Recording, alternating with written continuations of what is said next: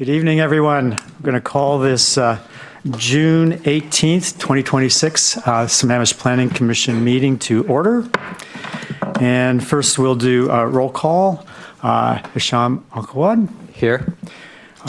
John Bachman. Here. Syed Safavian. Here. Mazi Punwala. Present. And Ajay Chakrapani's got an excuse. And then Sudha Sakara. Here. And I'm Mike Bresco. I'm here.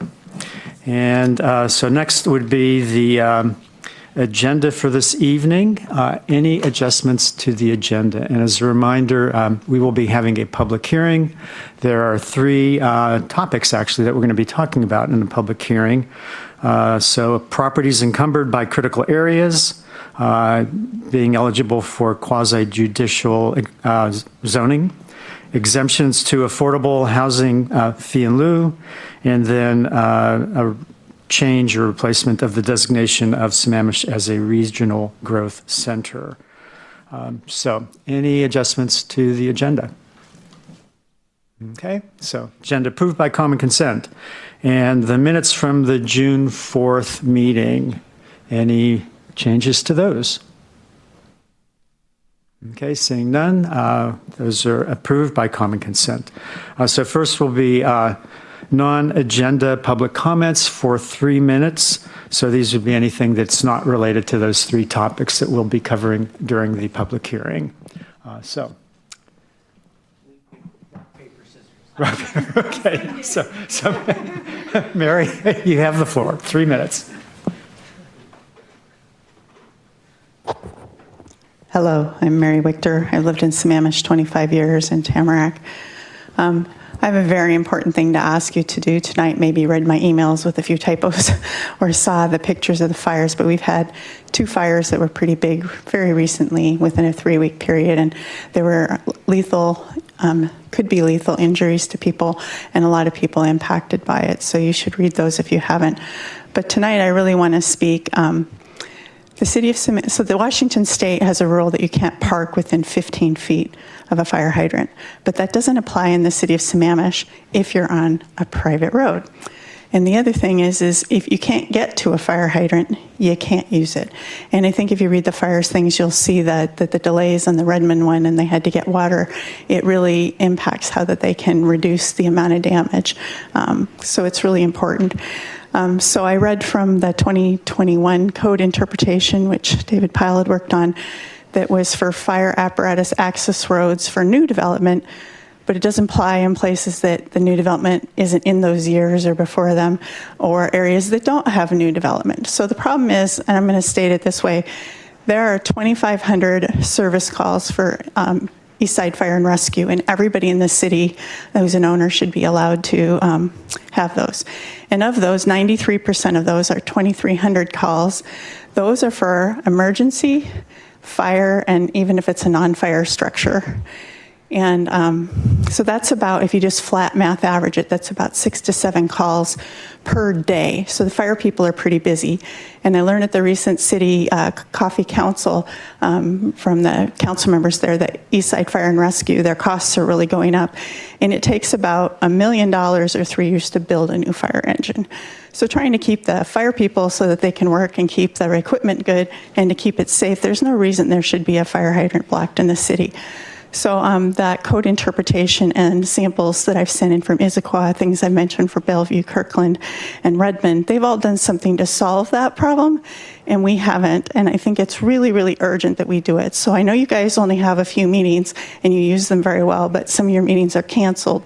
And there are people interested in this topic going forward, but I can't have it take another 6 months or a year because George Davis Creek is building. They're going to close that road. They're just finishing Lewis Thompson. They're backs that, and the traffic light backs up there. And one of the north accesses for Tamarack, there is a fire hydrant blocked within 10.5 feet by a great big metal post, chain link fence, and concreted into the ground. So I would really like motion on this. Your agendas always say that you can talk on topics that aren't necessarily on your agenda. And if you guys could say, yeah, we think not blocking any fire hydrant anywhere in the city is important, and no obstructions and no obstacles on the way to get there, that would be great. Thanks.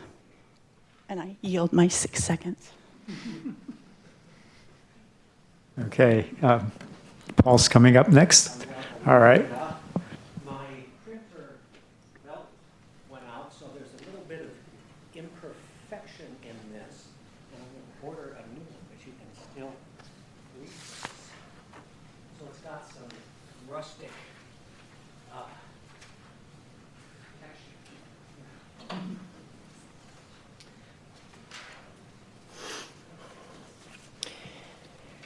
Hello, Planning Commissioners, Paul Stickney, Sammamish. This is the second half of my comment that I'm going to make on this.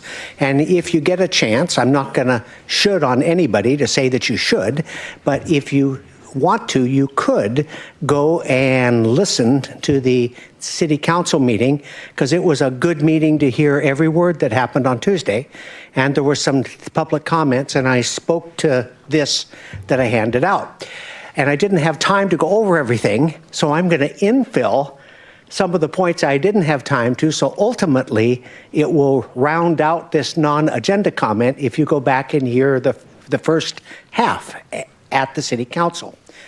I'm advocating as a solution to fiscal imbalance, but not because of fiscal imbalance, to round out internal housing needs for stages of life and generational housing based on authentic bottom-up data. That is underarching. It's more important than fiscal imbalance to have a city that has optimized housing supplies to meet local needs over time. But in this case, because we're so short on market rate type housing, it helps us do affordable housing and helps us solve a fiscal imbalance, as well as adds optimal, holistic added enrichments across the board. At the council meeting, one thing I'd like to repeat is the horseshoe example. It's impossible to get a ringer on precise, exact needs needed. What we need to do instead is see where the stake is out there for citywide housing imbalance and throw horseshoes and get close. Some will be within 4 or 5 shoes. Some will be 2 or 3. Some will be 1. We won't get it exact, but we'll be moving in the right direction to quantify housing need and set some internal imbalance and understand its true effects and outcomes based on authentic data to enrich and sustain and stay our city. I didn't have time to discuss the Baskin-Robbins part of my note on Tuesday and had 2 or 3 people in the audience come up and say, "What were you talking about?" Well, here's what I didn't have time to say when you listen to that on Tuesday. Many people get stuck in certain flavors. Not everyone, but most people, when you buy ice cream, you pick 2 or 3 flavors, but they sell all 31. My point is, there's a heck of a lot of needs and different flavors of housing need, economic, demographic, and workforce that we have to plan for in setting internal numbers that are net positive or low impact. That's part 2. Part 1 was Tuesday. Thank you, Paul. Anybody else for non-agenda public comments? Nobody online? Okay. All right. So next will be old business, and Evan, you'll have a presentation. So here's what we'll do. So you'll present on the 3 different topics. The commissioners can ask clarifying questions, but not deliberate. After that, we'll open the public hearing and then deliberate, and then we'll have a couple of motions in order to move this along to council. Perfect. Thank you, Chair. Good evening, Planning Commission. Evan Fisher with the Department of Community Development, joined by David Pyle, Director. And tonight we are revisiting and going to go through a public hearing to tackle those 3 code issues. Chair, you summed up the process very well. We'll do a presentation, public hearing, and then deliberate and vote. As a reminder, the policy issues we're looking at is first reevaluating the codified criteria for the quasi-judicial rezone process. reevaluating the list of exemptions in the city's inclusionary affordable housing program, and then considering if land use policy 10.4 in the comprehensive plan is an appropriate fit for Sammamish, and looking to possibly amend that language. So first up is the criteria, the quasi-judicial criteria-based rezone. Again, as a reminder, this program was put in place to allow property owners to change zoning when certain criteria are met within the land use designation, within their land use designation on the future land use map in the comprehensive plan. The goal here was to provide opportunities for achieving higher densities to accommodate middle housing, and this is done through a quasi-judicial or court-like proceeding. The highlighted code section in yellow is really the problem that we're looking at, and the question is rezoning a property that is encumbered by critical areas appropriate? And the policy questions the council put forward is, should properties encumbered by critical areas be eligible for this process? And is there an amount of the property that, if encumbered by critical areas and their buffers, would disqualify the property for rezoning? At the last meeting on June 4th, the commission had a robust discussion, and these were, I think, the takeaways that we took, captured here. So to the first question, yes, these properties should be eligible for the quasi-judicial rezoning process as critical areas are adequately protected by the city's critical areas rules. And then to answer the second question, no, a percentage of the property being encumbered by critical areas should not disqualify the property from this process. And in the agenda packet as Exhibit 1, we've included some red line code language that captures that. So we would just be striking the first part of criteria C and leaving the second part of the buildable area requirement. Topic 2 are considering the exemptions from the affordable housing fee in lieu requirement from the city's mandatory affordable housing or inclusionary housing program. Again, this is a program that requires 10% of all new housing be affordable, and it provides options for how that requirement can be met, including the fee in lieu. The questions here really were around additions and how additions should be considered for exemptions as part of this process. First, should the exemptions from the affordable housing, excuse me, sorry, I had a blocking window there. Should the exemptions from the affordable housing fee in lieu requirements be modified to expand the total floor area exemption from 1,500 square feet to 1,750 square feet? Should an exemption be added for additions for aging in place? Should a one-time addition be allowed of 15% of the size or up to 400 square feet? And should there be greater allowance for additions in the case of a rebuild due to an act of nature or fire? And then lastly, should additions be altogether exempt? The commission's feedback was that we should increase the total floor area exemption up to 1,750 square feet. As opposed to creating a specific exemption for additions for aging in place, there should be a one-time exemption that would include the scenarios for aging in place. The one-time addition would be up to 50% of the size of the existing unit or 1,000 square feet, whichever is less. And the commission felt that yes, there should be a total exemption for cases of involuntary rebuild, regardless of the size they're rebuilding at. And no, we shouldn't exempt additions altogether. So as Exhibit 2 in the agenda packet, we've included the red line code language, which captures the commission's direction. And then lastly was topic 3, changing the land use policy LU 10.4. Currently, it reads that it directs the city to pursue the PSRC Regional Growth Center designation and includes an informational box about what those are. As we discussed at the last meeting, this was essentially made in error. It was something that was considered early on, but ultimately is inappropriate for the city. And at the last meeting, the commission gave clear direction to remove that regional designation, regional growth center designation, and replace it with pursue growth in local centers and sub areas consistent with the future land use map. We did vote on that as a group at the last meeting, but since we're here tonight at a public hearing, I think it'd be appropriate to just take that action more formally. But we did get clear direction at the last meeting. So with that, we'll stop and see if anybody has any clarifying questions. Yeah. And so this isn't the deliberation and leading to amendments or motions, but just like if anything you saw, you had a question about, just for, like I said, clarification.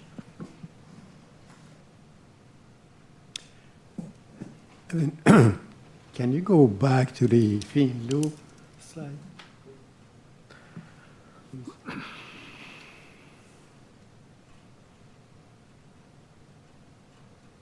I believe that I brought this issue up as a question, and that was when we say that one-time addition, is that per lot or per ownership?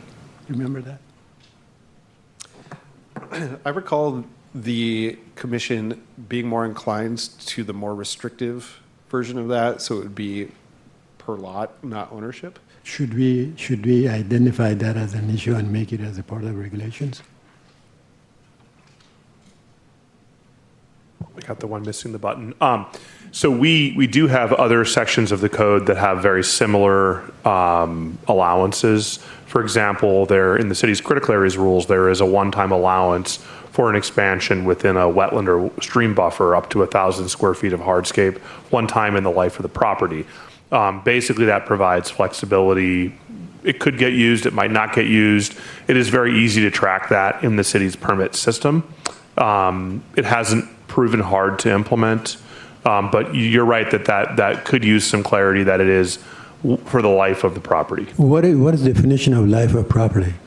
Just basically means that if you take advantage of it, you're not eligible again. No matter who owns it, and no matter who owns it, it runs with the land. And I'm glad you brought this up. If in Exhibit 2, the red line code language does say it shall be granted one-time exemption from the requirements of this chapter for the life of the property. So currently, as presented, it is for the life of the property, but you all could choose to change that if you'd like. Thank you. Any others? If not, I have one, and actually on this section. So it talks about in the section D, towards the end of that new section in the red lines, that if the property additions exceed the threshold, then it's subject to the payment fee in lieu on the square footage for the total new. So is it clear? The purpose should be anything above that 50% or 1,000 square feet, right? And the first time I read through that, it seemed like it could be interpreted as the whole addition. And so I may have misread that on screen, but that's something that I think, just from clarification, the intent is that anything above the amount that's exempt, the 50% or 1,000 square feet, right?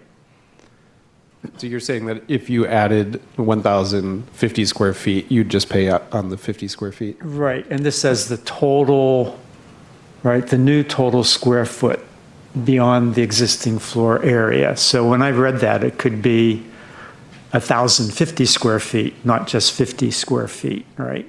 So.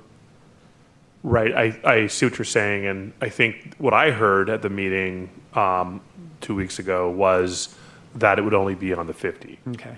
So that might be something we want to clarify. So. You could, as part of a motion, clarify that for 21-10-100D, that the exemption provides for relief up to 50% or 1,000, whichever is less, and that beyond that, you would be required to pay you'd be required to pay the inclusionary in lieu fee on a per square foot basis for any square footage that exceeds that amount. Okay. Well, we could deliberate and see if that's a change that we'd want to make. That's not how I read that, so.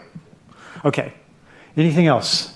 And if not, we'll move to public hearing and then our deliberation. So, all right, I will open the public hearing. So who do we have prepared to speak? Okay, and this is up to, I think it's 5 minutes. Or 3 or 5 or whatever. I'm not going to need the whole time.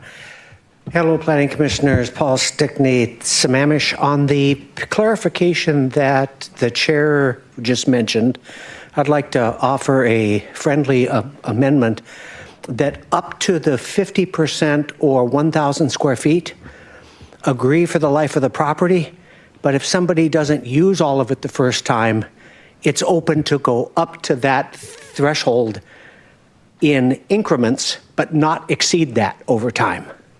So if somebody only adds 200 square feet, but a couple years later wants to come back and add 3 and then come back and add 5, I don't see an issue with that. So as long as cumulatively it doesn't go over, it just made sense.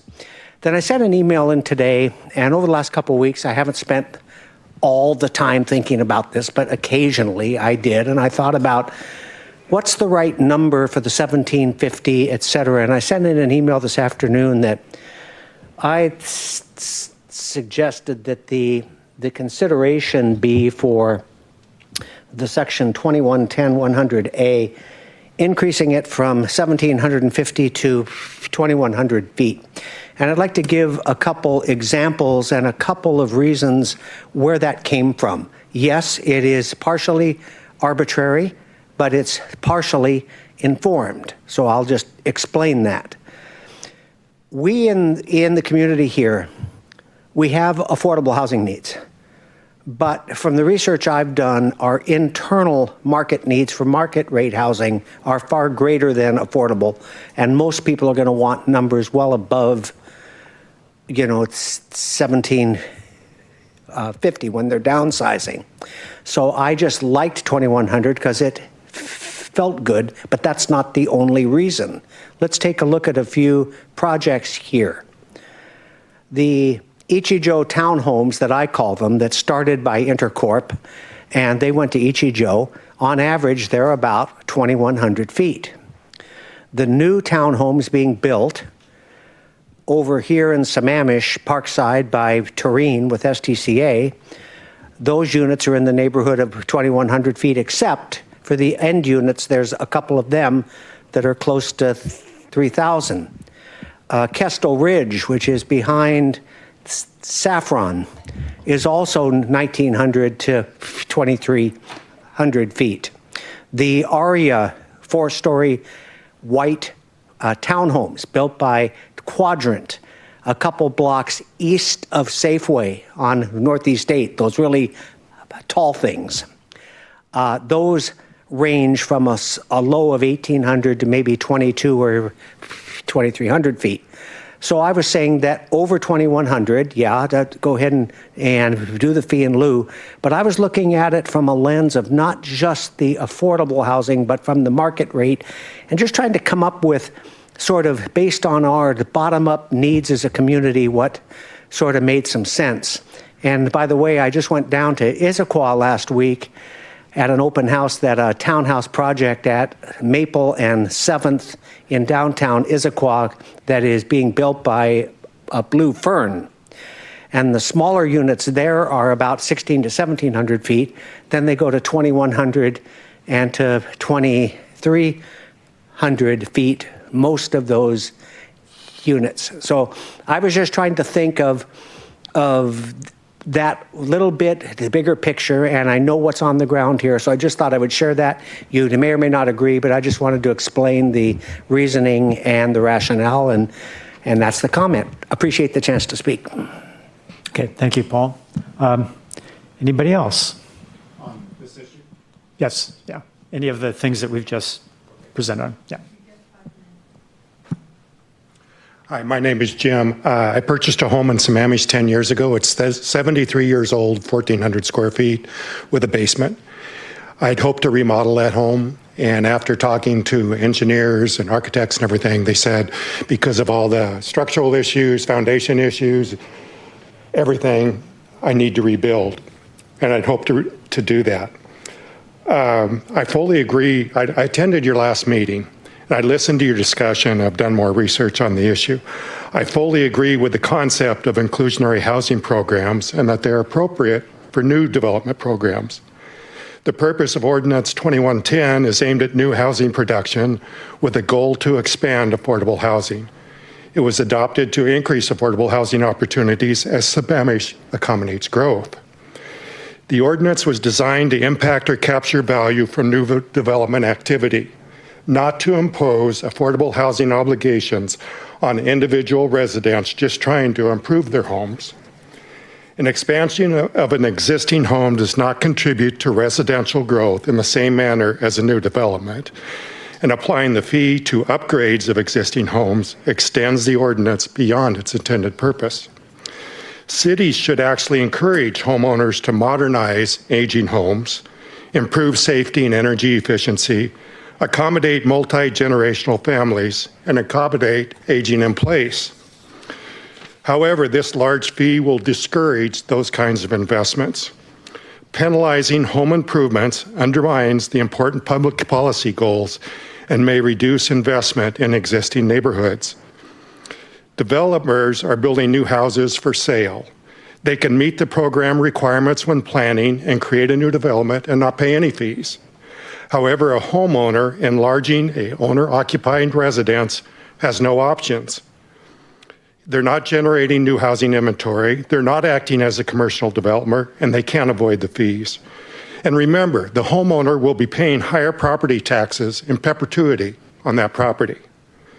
This fee discourages reinvestment in existing neighborhoods. Remodels may actually reduce housing pressure. Many home expansions, like mine, are undertaken to house aging parents, accommodate adult children, and allow multi-generational living. These arrangements can reduce housing demand elsewhere. Remodels can help address housing needs rather than contribute to housing shortages. Treating a remodel or rebuild of an owner-occupied home to a new housing construction ignores the actual effect on the housing supply and demand. Many inclusion housing programs are structured around increased density, but the affordable housing obligation should be linked to new housing production. Applying the requirements to individual remodeling projects places Sammamish outside the mainstream. The fee in lieu requirement should not apply to homeowners enlarging an existing residence because a remodel does not create a new dwelling unit, nor does it increase the number of households living in the city. And it does not generate the affordable housing impacts that inclusionary housing programs are designed to address. Imposing an affordable housing fee on existing owner-occupied home improvements discourages reinvestment in existing neighborhoods. It shifts growth management obligation intended for new development on individual homeowners who are simply trying to improve their primary residence. The city's affordable housing program was intended to address the impacts of growth and new housing production. An owner-occupied remodel does not create a new dwelling unit, increase the housing inventory. Therefore, requiring a homeowner to pay an affordable housing fee simply because they enlarge an existing residence is consistent with the program's purpose. I'm asking the City Council to create exemptions that appropriately address these issues. Thank you. Thank you, Jim. Other comments?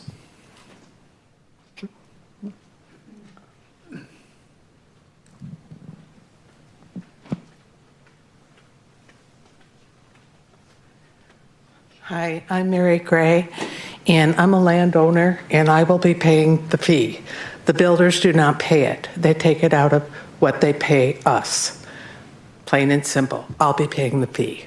Thank you. Short and sweet. That says a lot. Thank you. Any other comments?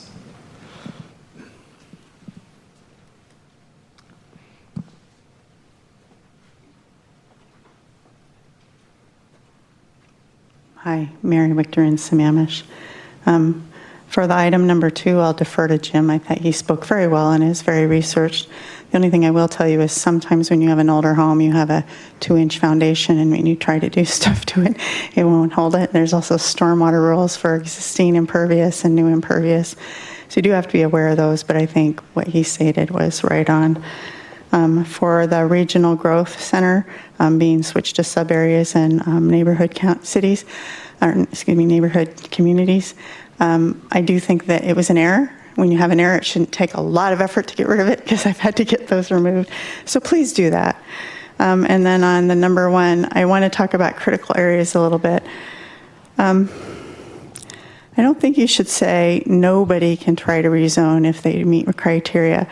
But the problem is in the IRIDE rezone, the hearing examiner was not able to look at any of the data on critical areas, just had to go forth with you're in the right location with the right zones around you. And the problem that creates is when people see that, they're like, oh, it's so many acres and I can build so many houses. And they don't really think about it. So you did make the one change where you said the people have to show how the units could fit, which I think is excellent. But I think anytime people are working with those properties, they don't have the right stuff in their head. And when they're missing information, they go down a track too long, spend too much money, and then they're never able to backtrack to what actually has to happen. So I spoke at the last meeting and said, there is a ton of information. You go online, King County IMAP, you click, click, click, click, you go through each layer, even if you don't know what they are, they're pretty understandable. They pop up. There's even a new septic layer for you. And you can get a lot of information. Then you just do a screen capture, which is really easy to do. If you don't know how to do that, just use your phone. You can do it. That information needs to be put with a file, and it shouldn't be up to David Pyle or any of the wonderful staff that we have that work to do these. The individual people can do them. You don't even have to hire a contractor or a surveyor to do the 5-foot lines of elevation contours or the 2-foot elevation contours. Those are provided free. And when Robin Probstein first talked with me in 2015 at the counter, I just wanted to know what I could do with my house. And she said, King County IMAP is a really good tool online. You should learn how to use it. So I have. In fact, most of the time when people ask me to help with their project, I literally just create the maps for them, and it takes me, I don't know, an hour or two, because I'm pretty good at it, maybe 3 hours if it's really complicated. And sometimes there's new layers that I don't know about, so then I learn it. But it is not hard to do. Like originally I also said, permits should have to take a photo. It's not that hard to take a photo. People have cameras. Well, now it's super easy, so we should have those. So we should use the tools that we have, and if we're not, I think we're really missing the point. The other thing is there are not critical areas, there are stormwater rules. I actually don't like that you get a one-time critical area exemption of 1,000 square feet. It really depends on where you are. Like, you might be in the most rickety place in the world with slopes and water and trees and everything, and you just can't do it. Whereas there are some that the 1,000 square foot makes sense. So I think when you're ever doing those, it's just so super important to be informed. And if the city has required the people to do this simple stuff and put in the information, and it goes to the hearing examiner could at least glance at it and say, yeah, this looks like this will really be a challenge. And if they sell the property, or if they do something with it, then the information's there, so that people don't think, oh, I have 60 acres or 10 acres or 4.5 acres that I can do anything I want with. Like, anytime you have property, there are roads, there are easements, there are things, encroachments, there are past things, and you need to research those. And if the city doesn't ask for them, they don't go with the file, and then later on it causes trouble, and then the communities around that area feel the trouble because it wasn't shown. It's kind of like doing a hide and seek, where you're hiding the stuff that should be brought up. So if the people are going to do this rezone, they need to do it with open doors and understand what challenges lie ahead. So I'd like to see that put in. I'm okay with doing stuff for critical areas, but there are some that are pretty impossible. In fact, staff will even tell you those are non-buildable lots, but then when people want to build on them, they get an RV and they build, and it maybe tries to build for 10 years and doesn't. So anyway, those are the experiences I've had, and I hope that you'll consider them tonight. And don't forget, you can put another agenda item on the fire hydrant. Thank you, Mary. Anybody else here or online? There are no. No, okay. All right, so we'll consider the public hearing closed and move to deliberations. I think what would make the most sense is, since there'd been a really robust conversation 2 weeks ago, that we start with a motion for the first topic, which is the encumbered properties, and then deliberate and see if that motion would pass or if we need to make amendments to that motion. So if that makes sense, we would entertain a motion.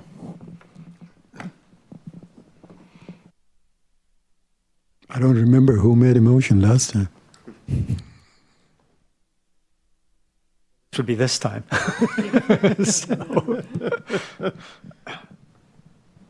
So this would be to accept the red line. Exactly. Provided. I'll make a motion to accept the red lines. Second. Okay, we've got a motion and a second. So now for debate on that. So who would like to start?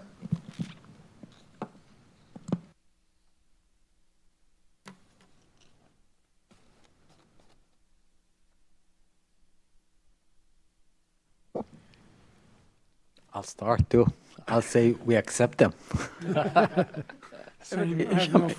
If I remember correctly, Sham, last time when we talked about this, I think it was you who brought up that why even have a percentage number, right? You wanted to make it to 0% or something. I remember. I think that's the red line. That's the red line, right? So that's we all agree on that, right? I mean, we don't want to debate it. Okay, that's right.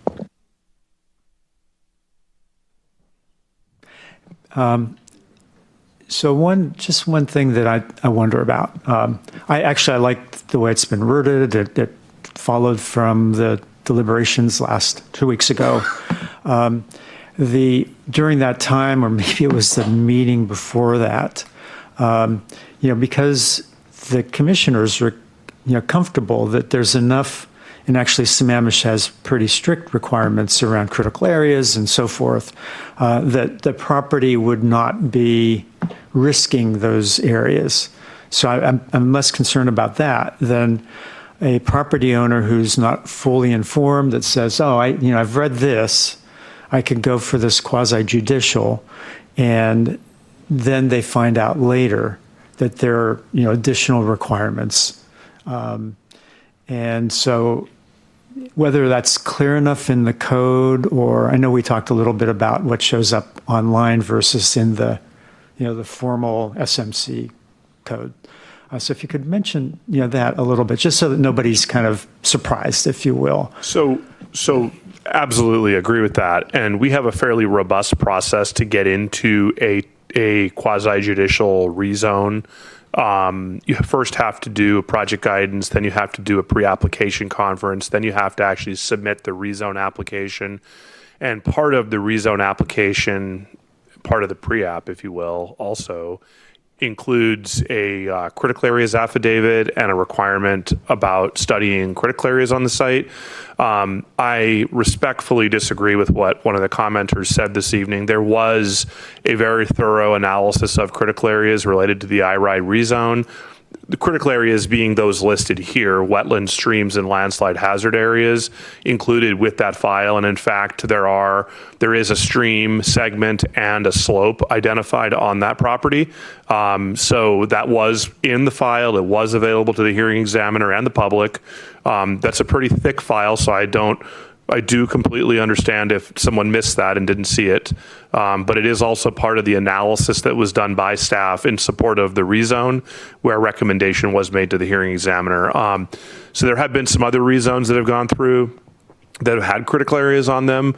There have been some that haven't, and even those that haven't, we have required that they do a what we call a site reconnaissance by a qualified professional, just to verify that there are not critical areas on the property. So between the engagement with staff early, the project guidance step in the process, the pre-application conference step in the process, and finally the application and review and staff's review, and staff do visit the properties and walk them to understand more about the properties before making recommendations to the hearing examiner, that is addressed in those ways. That was a mouthful. and what I take from that is that there really are quite a lot of, I'll call them protections, so that there won't be an approval for an upzone on property that really could not support that.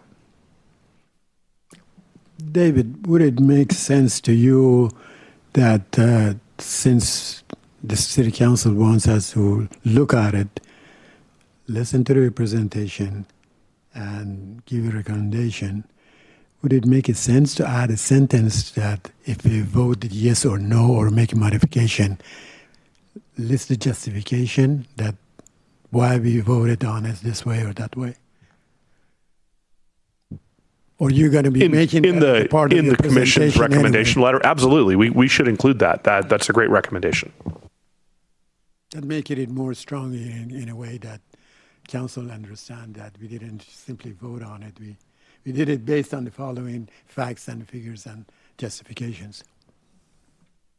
And that's definitely part of the process. I think that we've enhanced a little bit from prior years. It's always been at least a little bit of explanation, but we've added to that and enhanced that for this year. So the rationale, along with the recommendation of vote, would be included in the transmittal letter. So that was Just a quick question. The sewer, does that mean someone on septic, they do not qualify? That means that someone on septic would qualify if within the relevant district sewer plans, comprehensive plan, it shows a future connection being brought to the property. So they could be on septic today, but if there is a plan, albeit in the distant future, maybe 10 years down the line, to bring sewer to the property, they would qualify. If there are some areas in the city that are not sewerable, and what it would take is a property owner would have to work with the district on its next sewer comprehensive plan and try to petition them to include a lift station or some form of sewer facility in order to bring sewer to that property. Once it's included in the plan, then they would become eligible. Can I have a follow-up question on Sean's question? What percentage of housing units in the city they're served by sewer? I don't have that in my offhand, although Mary might. They do. There is a large percentage of the city that is on septic, although the sewer districts, the two sewer districts, are working pretty hard to bring sewer to most areas that can be fed by gravity. Most of the remaining sewer to be deployed is in the Sammamish Plateau Water and Sewer District areas. They have been designing their system to feed into a new connection to the north to Brightwater up in its King County facility that's ironically located in Snohomish County. But it will plumb to the north. Currently, all of the city flows to the south. All of the Samplat area flows to the south, and that system is reaching capacity. It's not over, it's reaching capacity. You might have seen some surveyors down along the parkway over the past few weeks. They are collecting information for a future connection that will be, in theory, installed in the parkway. It's a very large project that the county is undertaking. We want to try to get more information out to the community because they will be looking at alternatives about how to construct that. And when it is constructed, it will be very disruptive to use of the parkway. Although the flip side to that is the city has an opportunity to engage closely with the county to try to get the parkway reconstructed in a manner that improves that facility for the city. So it's a long answer. I just wanted to give a plug to the North Diversions, what it's called, and anybody listening, go look up that project. It's really interesting.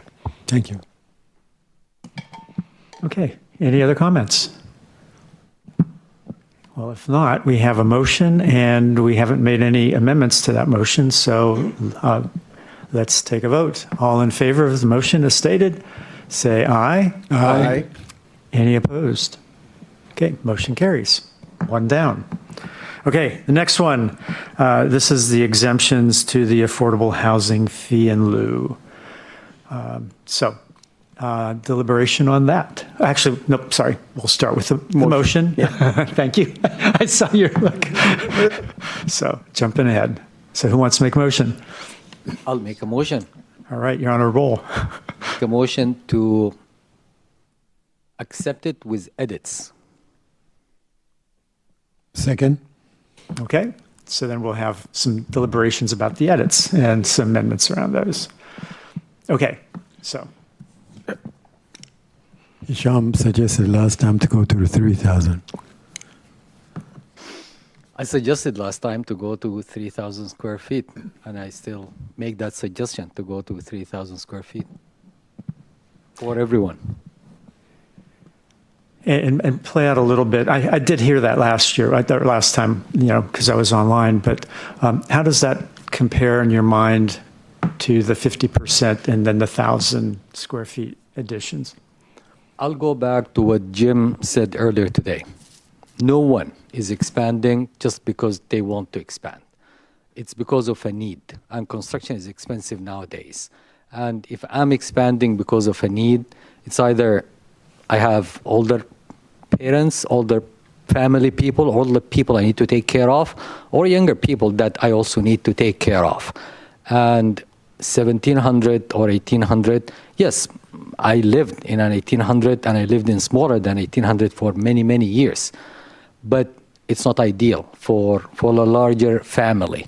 And I'll go back to what we always talked about, developer versus individual. This was intended so that we can help maximize or increase the number of affordable units by incentivizing or forcing, maybe it's not incentivizing, there's no incentive here, there's a forcing. The developer to provide more affordable units. They build 10, they give us 1.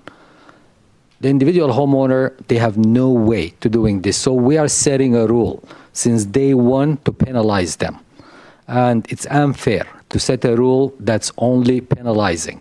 The developer, there are ways to incentivize them. And I like to incentivize people more than to penalize people, because you can get a lot done when you incentivize people. And there are many ways, there are many levers, like Dave says, that we can encourage the developers to build these smaller, more affordable. But there's nothing we can do with the private homeowner. We are literally just penalizing them. We are not helping them at all live in place, grow their families, improve the conditions of their houses.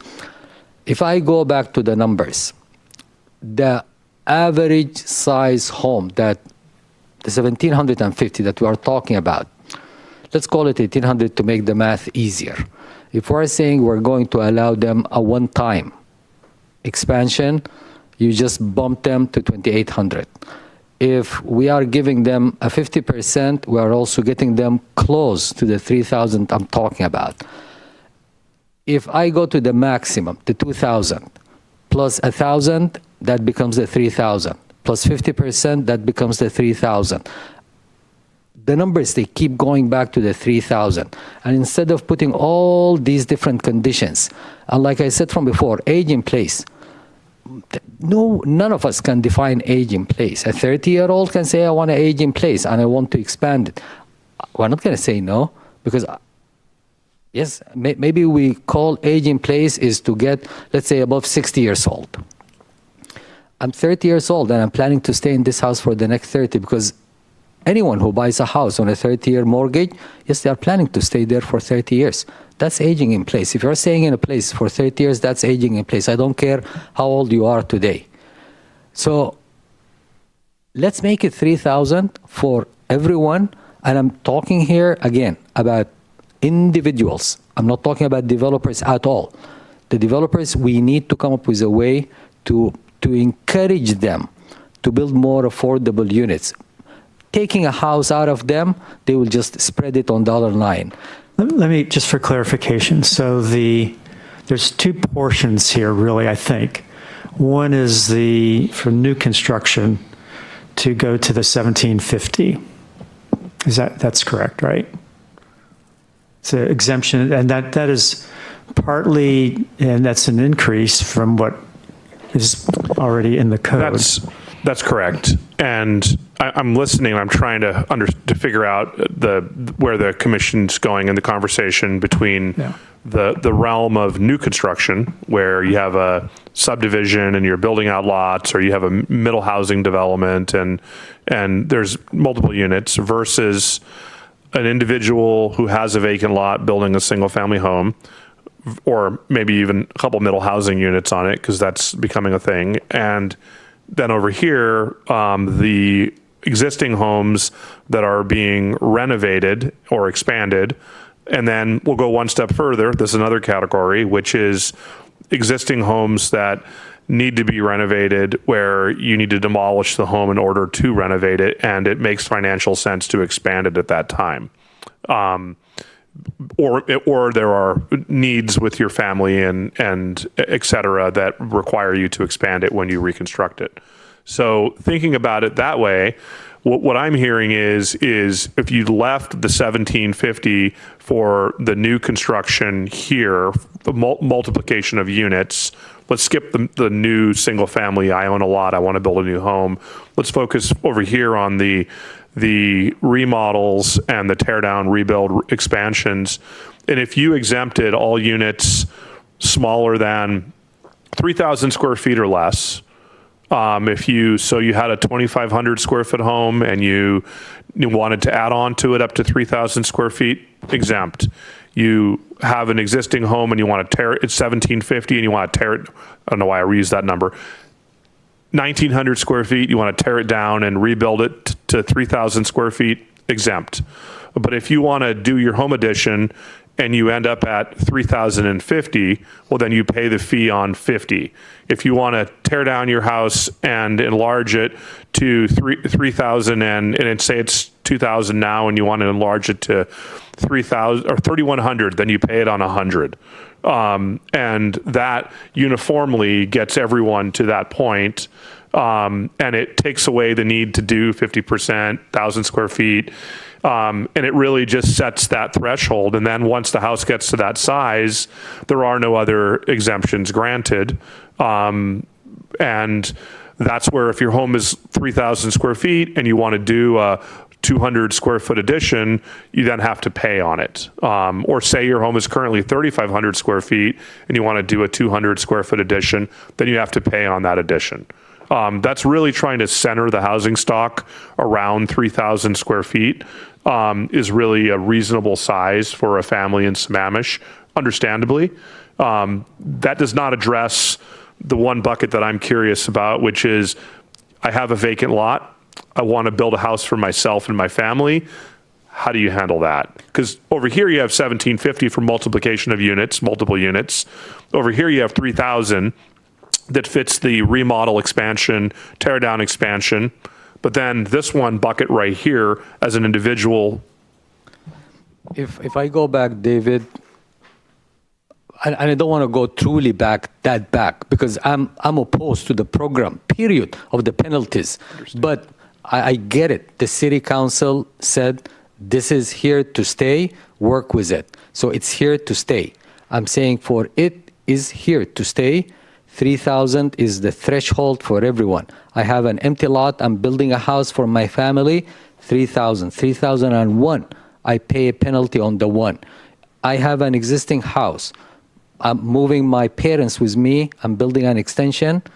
It becomes 3,001. I pay the penalty on the one.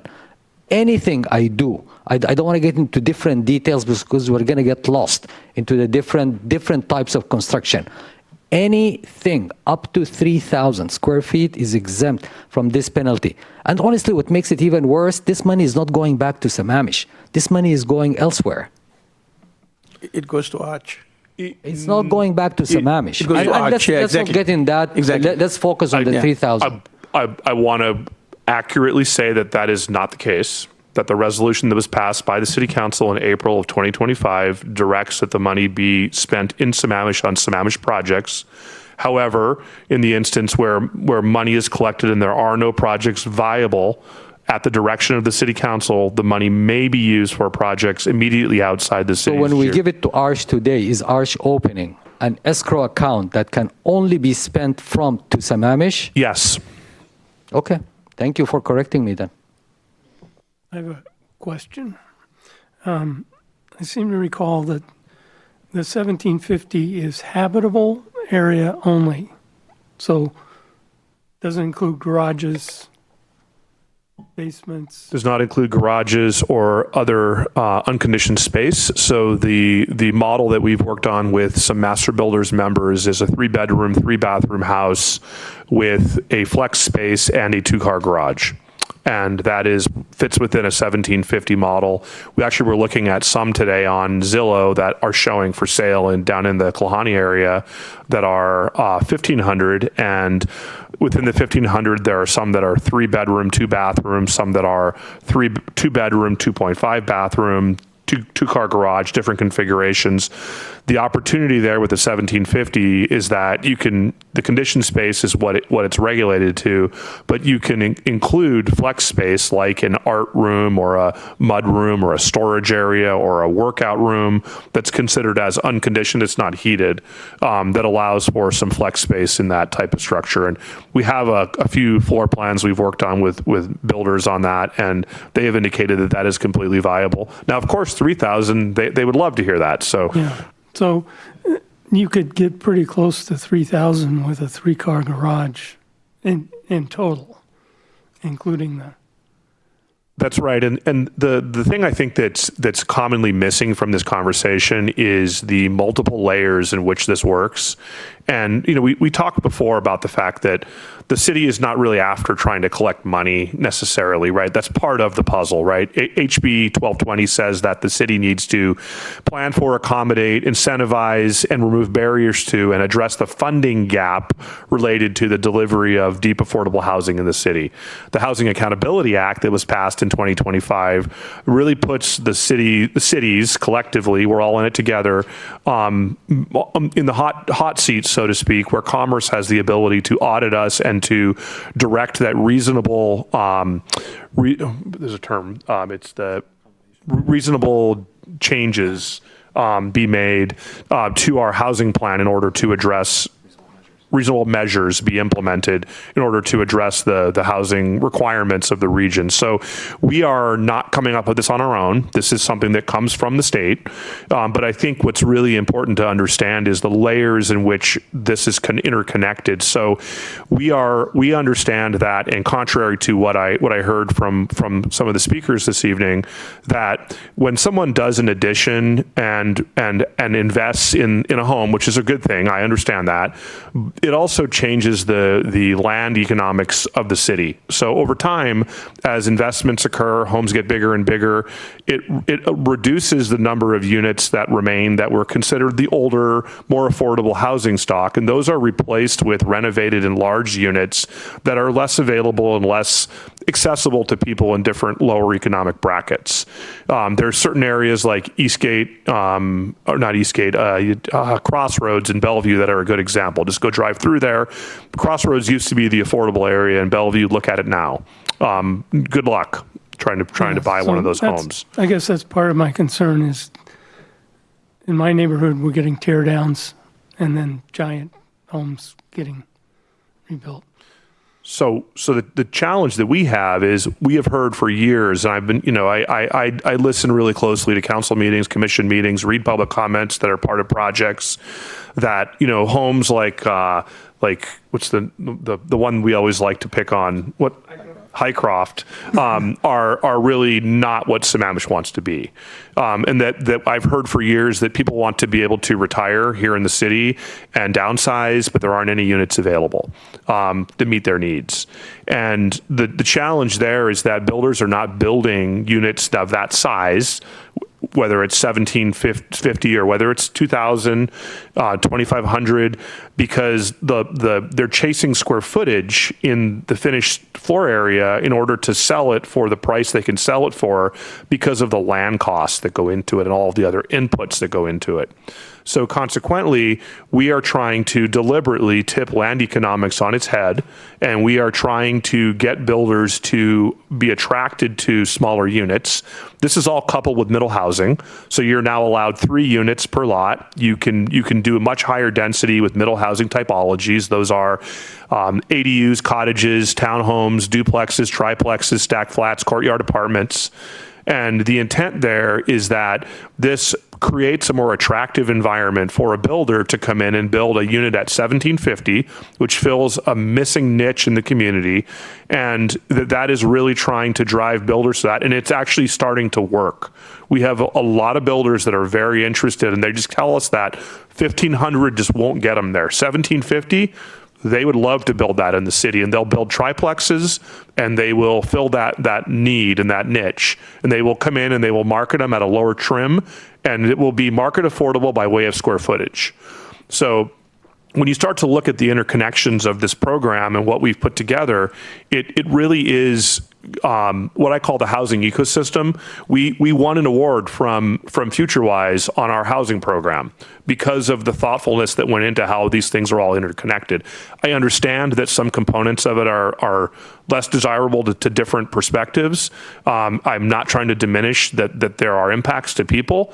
I am simply noting that the way in which this program works depends on our ability to attract builders to that smaller unit type in order to deliver the housing that we have heard for years that the community wants. You are already successfully doing it. And I agree with you 100% because you gave them the incentive, they will do it. And that's what will solve our problem for people to age here, for younger people to go and start families. But at the same time, let's not penalize individuals who want to build a single family home for their families.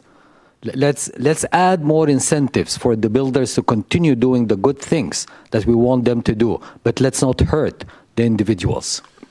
So with what I hear with that is when thinking about the 4 categories, right, down over here you have the demolition, rebuild, expansion, right? Set that at 3,000. Anything above that, you pay the fee on that. The existing remodel expansion, set it at 3,000, just like the tear down. The new construction, single unit new construction, not taking advantage of middle housing, single unit new construction on a vacant lot. You want to build a house, sell that excuse me. Live in it. I'm not talking about selling. Well, no, I used the wrong word. I apologize. Because that's what goes in your mind, that they will build it and sell it. We won't get into that. Set that at 3,000. And then for multiplication of units, whether it's a short plat, whether it's middle housing, whatever it is that's resulting in multiplication, it's 1,750.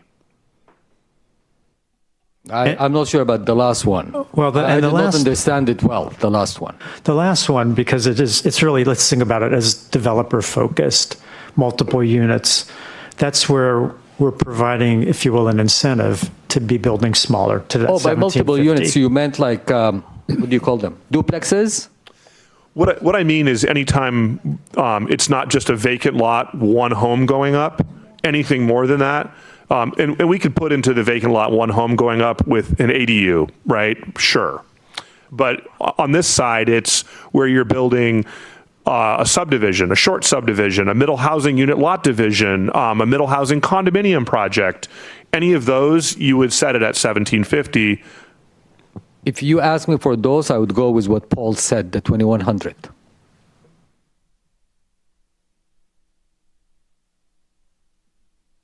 I'd asked way earlier about clarification, and the reason about that, the 3,000, is if you could put the wording up for the exemptions, because that the 50% and the 1,000 square feet. So, if somebody has a 2,500 square foot home, what this is saying is you can go up to the 50% or 1,000, it gets you above 3,000 square feet. So I wanted to just be clear that 3,000 is actually, in a way, more restrictive to homeowners than what this wording is for people who already have a larger than the kind of average size house. I'm trying to compromise. And I'm saying that the one who has a 2,500 square feet home probably wants to go a little bit more. But the one who has the 1,500 or the 1,700, that's the one who needs to go more than the one who has the 2,500. I mean, if it's up to me, I'll let the 2,500 go. The sky's the limit. But again, I want to compromise, and if I have to set a threshold for everyone, I'll go by the 3,000 for everyone. Well, the reason I was asking is I think you, and I know I do, I don't want to penalize an individual homeowner with essentially a tax for affordability, right? Now we're going to do that because it's a requirement. And so what's the right thing to set? So my sense is, if I understand the math, is that your 3,000 is actually more restrictive to more homeowner. A homeowner who has a larger home below 3,000 is going to be paying a fee greater amount with what's written at 3,000 than what's written here. which doesn't feel like the way I think you would want to be moving. I'll just Is I- add, am you might I- remember from the impact fee work we wrapped up a little bit ago, I think the average home size in Sammamish is around 2,150 square feet. Yeah, but so a homeowner owns one that's 2,700 square feet and wants to bring, their relatives to live in. So, Could I offer that you create 3 categories? And we're not trying to get super complicated, but there are 3 distinctive things happening here. There are remodels and remodel additions, tear down additions, and you do 50%, 1,000 square feet. And then there is a new single lot one up, 3,000 square feet. And then you do 1,750 or 2,100, wherever you all want to land on that conversation, for what I call multiplication of units. That's development. That is, short plat, middle housing project, middle housing condo, middle housing unit lot division, and that there are those 3 distinct categories. And what that helps do is it helps drive builders who are building production down to 1,750 or 2,100 or wherever you put it. If you're building on a vacant lot, you get 3,000 square feet to work with. Anything over that, you need to pay a fee on that. You're remodeling, you want to do 50% or 1,000 square feet would be because of what you're saying, right? So that would be, though, if you're doing an addition, remodel addition, or a tear down addition, 50%, 1,000 square feet. more generous, if you will, to the homeowners. Is more generous. Right. If you start with something in the middle 2000s, right? If you start from the 2,500, if you start with anything more than 2,000, yes, it's more generous. But I'm saying most of the older homes that will need to do these kind of things, they are probably less than the 2,000. But I like your thought. Keep going. So I have a suggestion here. So we've kind of laid things out, and we should be hearing from others in a moment. But why don't we look at like A, and so there's some clarification if we're using that, David, as you've mentioned, for the sort of the multiple unit. Right now, this would apply to a developer who's doing a short plat or a property owner who has just enough space and property to build 1,750, right? Or a triplex. It's a production builder. It's not just it's a new unit. Oh yeah, so I see what you're saying. But that's not stated in that. We would fix that. Yeah. We would fix that so that it is clearly stated that projects with multiple units, right? So anything that, and we could include under the example below, a short plat, middle housing unit lot division, middle housing condominium development, right? That could be pretty easy. One friendly amendment that I could offer you all to consider, this came from a builder, was average of 1,750 across the units. And the concept there is that it allows them to build a few bigger units and a few smaller units, and it could result in a project with one 3,000 square foot unit, one 500 square foot unit, and on average, the units are 1,750. It provides for some more diversity and flexibility. Regardless of number of dwelling units that they build. Regardless of the number, the average across the total is 1,750. Then they will build 2,000, 3,000 and 1,000, and they will say the average. I still like what Paul said, the 2,100. Paul knows about these numbers better than all of us. I'm sorry, I'm saying this, but Paul knows very well about these numbers. And if he's saying the average size, if we go by 2,100 as the average size is a better, more fit for the market needs, I trust his judgment. So for the multiple units, I would go with 2,100. Well, let's go back to what David was suggesting. I think that it makes sense and kind of meet you halfway. They will trick you. It would. They will trick you. Still an They will average, build though. two large No, ones they- and one smaller one. Then they'll pay about 1750, right? If they build 3,000. But I don't want 3,000 from the builder. From the builder, I want the smaller ones. That's why Right. I'm saying the builder gets 2,100. Yep. I retract that. I've had a lot of conversations with builders about this, and I've been trying to find something that gets this housing built in our city. And I just had to offer that because that's one that's come up more than once. But like you say, it's a slippery slope. Yeah. It sounds like it adds Yeah. complexity, frankly, and like. So for can me, we summarize what we are doing here? Because there's too much conversation. I'm trying to figure it out in my head too. We're still confused. I have some questions, but yeah, I'll defer. All right, so we're talking about what would be an amendment to the motion on some wording change to A above, right? And there's two parts to discuss. One is whether it's 1750 or 2100. And the second is the clarification, which I don't think we need to wordsmith that here, but provide direction about clarification that this is for, however you state it, like for multiple units, as opposed to one property owner building one unit, right? So can we go around and you could comment on both of those elements, the 1750 and the clarification about for the multiple units. And Ozzy, why don't you start, and then we'll swing around. Wait, before getting into that, I need to get some clarification from Mr. Chairman.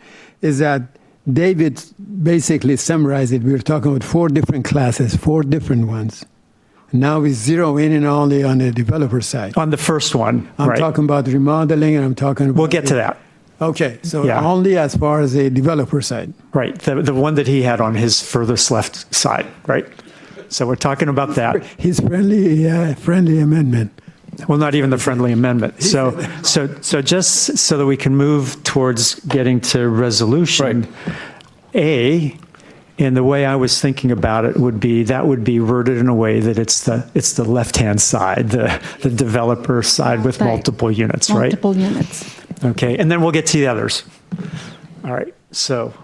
So we are clear that point A is only for developers' new homes, correct? Correct. And that's what A is up above. Yeah. Developer multiple units, Correct, not just single one family. single family. Not just, so one plat, one home, no. It's basically It's one plat. multiple duplexes and so on. But single families also? It would be a production builder where you're doing a plat, which could include 2 lots and up, right? So if you have a property and you are dividing it into 2 and you're building 2 new homes on it, then you would qualify for it. Could be single family, duplex, whatever. Correct? It's when there's multiplication occurring, which is Exactly. an easy threshold to understand. Otherwise, we kind of get. Yeah, So I'm just trying to throw an idea out here because Hisham mentioned a very good point. Well, I think you, David, quote on that is that the reason builders try to build home is because the land cost is so high that making a 1,200 square feet or 1,500 square feet home on a $1 million land, where adding only 200,000 value is not enough. Well, if you make a 3,000 square feet home where they can get 3 million out of it, that is more, right, because of land value. So that is the issue mainly which is causing this affordable housing issue here. The second point you made, Hisham, or Dave, I don't know if you made again, I'm trying to remember, is if we allow existing family homes to expand, then that pool that you had of 1,700 or 1,500 homes that used to be affordable are now getting into the 3,000 range also. Again, they're going to become unaffordable. So I like the point you made that you want to incentivize rather than penalize people, right? So one way to look at it is, and Hisham, I know you are in the construction, you've been in businesses. The reason sometimes this cost of building homes goes high is because of the permitting process is very slow. If we can incentivize some way saying, hey, if you're building a home which is in the middle or affordable range, like 1,800, 1,500 square feet, we give you quick permitting. That saves them time. So instead of taking 2 years or 3 years and going through the process, they can get it done out in 6 months or something. Hey, you incentivize, you'll do it. Then you get a builder who says, you know what, I got this land, I don't have to sit on this money and all that stuff. I can quickly get capital, move on, and get my money cash out. So I don't know if that can be discussed as part of this amendment or as a separate thing or whatever. I don't know. There's been a lot of conversation with master builders, the Building Industry Association of Washington, realtors associations, regional conversations about exactly that. And from my perspective, at the end of the day, it all boils down to, if we're serious about that and we want to do that, then it comes down to tree regulations and stormwater. Those are the two issues that are causing design challenges with projects. It's not that our permit process takes too long. It is that we have multiple go-rounds with builders who don't understand our tree rules, which are pretty onerous, and don't understand our stormwater rules, which are pretty onerous. We're protecting the natural environment. We have a directive on that from our community here. But what the cost of that is it slows down permitting and makes things much more complicated when we are working through design. I would challenge you on that 5 years ago, maybe that was the case, but with the advancement in AI and machine learning and things that we have in technology, I think it make that process much more streamlined. There's some upfront cost required to get that process started one time, but once you do that and templatize that, I think it is much more easy. Again, I come from a tech world, so I know I'm solving other problems, but this is a problem that can be solved through technology much quicker. And it's a bullet you got to bite one time. Agree. I would love to discuss this over a beer sometime. Yeah, definitely. but I'm just saying that we need to. So again, that was my point there. But otherwise, I kind of just come back to the point of deliberation we have here. Yes. 2,100, I think, is a better number, Hisham, than the 3,000 that we had, because again, we want to keep the number low because we want to incentivize people to keep homes in small range, because otherwise what will happen to Sammamish is what you mentioned in Crossroads, not in Crossroads, even Clyde Hill and some of these areas used to have smaller homes. Now they're building those McMansions, as they call them, the Bellevue McMansions, what they call them, 3,000, 4,000, 5,000 square foot homes where they used to be Ramblers. And those areas are not all affordable anymore.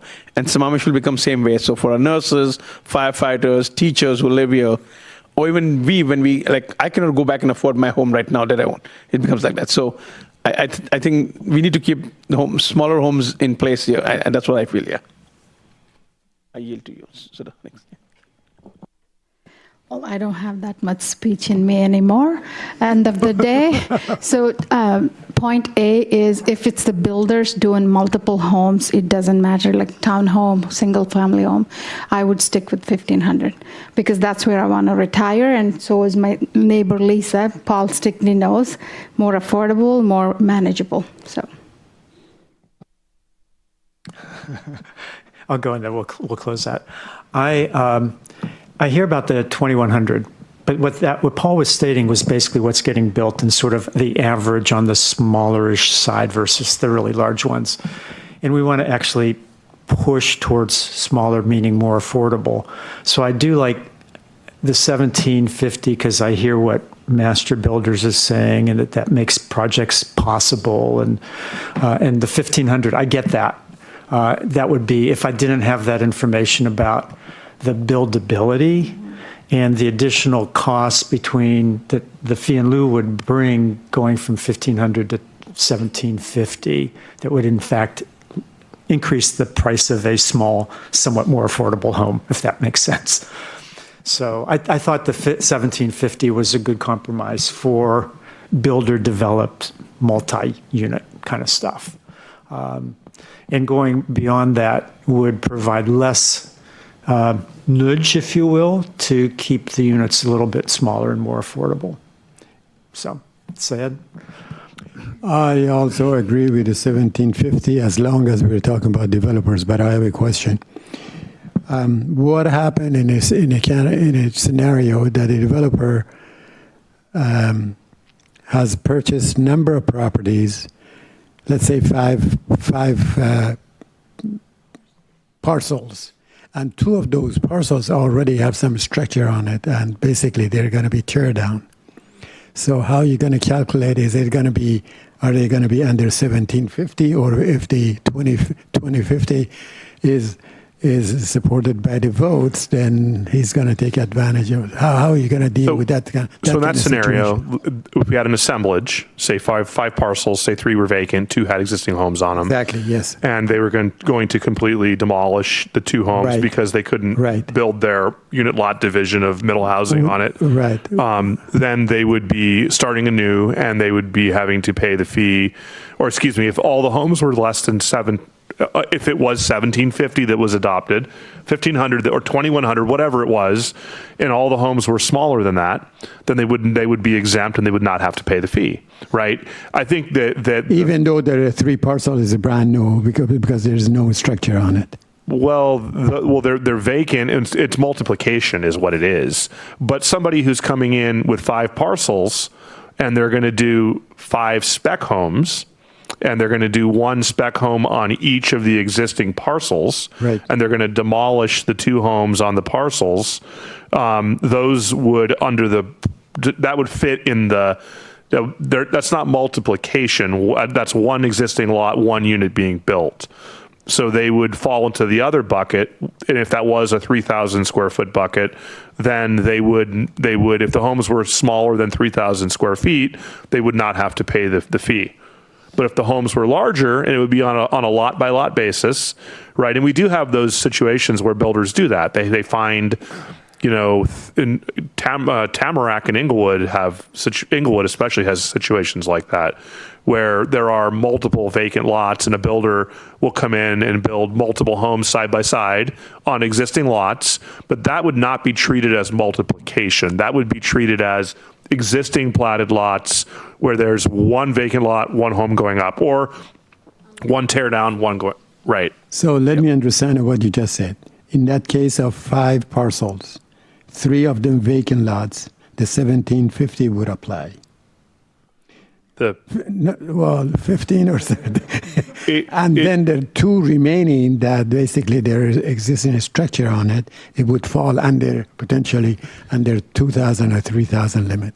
So is that right? Is that what you said? I think it depends. And the reason for that is because of whatever the product is they're building. If the product they're building is single family spec homes on the vacant lots, and they're only building 5 single family spec homes on the 5 lots, and they're demolishing 2 of the existing homes in order to do that, and the homes were smaller than 3,000 square feet, they would be exempt. They would not have to pay it. That's that category. But the one we're talking about here is for developers. So if you had those 5 lots and you wanted to build a middle housing product on those lots, you wanted to do an assemblage and redivide, you wanted to do a unit lot division, you wanted to do a condominium, any of those products where there's multiplication occurring, would result in the 1,500, 1,750, 2,100 applying Across all 5. across the land mass that is subject to development. Okay, thank you. So just to give ourselves a little perspective, if I remember right from earlier discussions, somewhere around 80% of our housing stock is in subdevelopments. So we're not going to see a lot of changes there because of CCRs and lot constraints. At the same time, we don't have a lot of vacant land. So you can correct me if I'm wrong, but I'm guessing a lot of our development's going to be either smaller multiple lots or infill on single lots, maybe sometimes combining lots. And they're also more complex sites, steep slopes, critical areas. So the number's shrinking overall. Absolutely. We see infill middle housing. Typically, you're looking at like 6 to 12 units at a time. Middle housing, tear down 2 existing homes, or maybe 1 lot vacant, 1 existing home, tear down the existing home, build 12, middle housing units, 6 middle housing units, that kind of thing. That's what the future is. Yeah. Okay. Just sort of baseline there. Then going back to my earlier comment, we keep throwing around square footage, 1,750, 3,021. Really want to pin that down to habitable area. So if the 3,000 we're talking about is total square footage, it might make more sense to define that as 2,100 of habitable area. So we use for this code conditioned floor area. Exactly. And so when we talk about 1,500, 1,750, 2,100 for item 2110 100A, we're talking about conditioned floor area. And then, the 3,000 that's been bantered about, is that conditioned floor area? That's up to you all. That I interpreted it to be conditioned floor area. So you could have, a 3,000 square foot living area, an unfinished basement, and a 3-car garage. Yeah, so you're up to 4,000 total pretty quick. So John, just for information of people like me, if I look at Zillow now and I find a property that says 3,000 square feet, is that habitable or is that overall? Because this will allow anyone watching this now to put things in perspective, because I'm sure that they have walked houses or they live in houses, but none of them pull the tape and measure it. So I could go to the one I do know, King County Assessor. If you go to the IMAP page or the assessor page, you pull a property, you pull the property detail.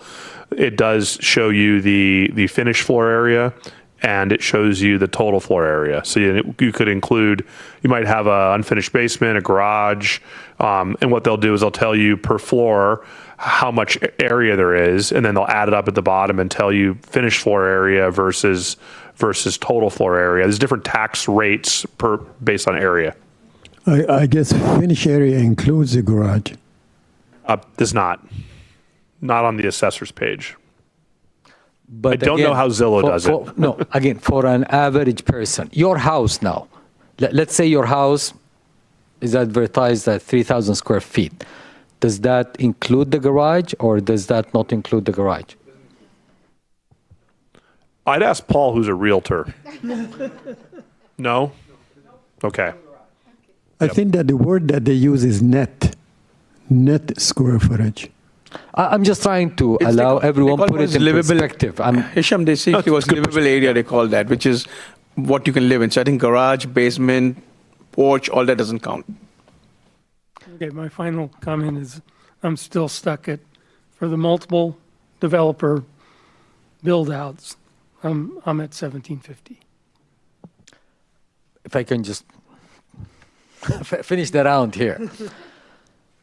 If the market is doing 2,100, there's a reason for the market to do 2,100. If we say market, we will only allow you to do 1,750, they will still do 2,100 because that's what the market dictates. What they will do, they will pay the penalty on the extra footage. What will now happen, the cost of the house will just go up. The builder, he has a way to recoup the penalty.